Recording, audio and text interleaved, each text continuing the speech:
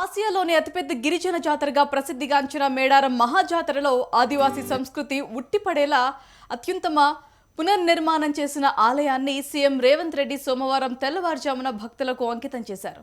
వనదేవతల గద్దెలను సహచర మంత్రులతో కలిసి ప్రారంభించారు. ఈ మహాజాతర ప్రారంభోత్సవం సందర్భంగా సీఎం రేవంత్ రెడ్డి తన కుటుంబ సమేతంగా హాజరయ్యారు.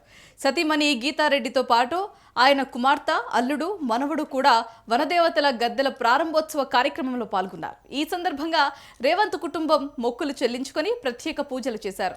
మనవడు రేయాన్ష్తో కలిసి తులాభారం వేసుకొని సమ్మక్క సార్లమ్మకు బంగారం సమర్పించారు ముఖ్యమంత్రి రేవంత్ రెడ్డి.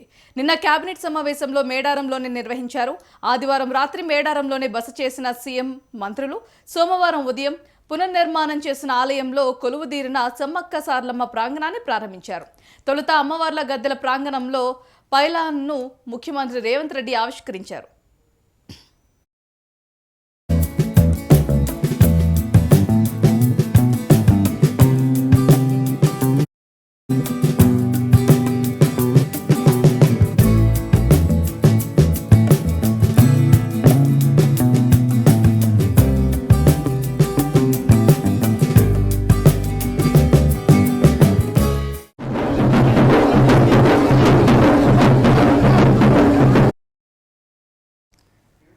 ఏళ్లనాటి కోయల తాళపత్ర గ్రంథాల్లోని విశేషాలకు శిల్పరూపం దిద్దుకుంది.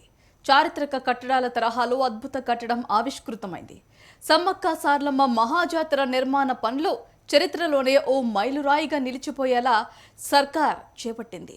రాతి శిలాలతో అభివృద్ధి పనులకు ప్రాణం పోయగా 4000 టన్నుల గ్రనైట్పై ఆదివాసీ చరిత్ర సంస్కృతి తెలియజేసేలా 7000 చరిత్రను హృదయంగా చిత్రీకరించారు. సెప్టెంబర్ 23న ముఖ్యమంత్రి రేవంత్ రెడ్డి ఆలయ పునర్నిర్మాణ పనులకు శ్రీకారం చుట్టగా 3 నెలల వ్యవధిలోనే పనులను పూర్తి చేశారు.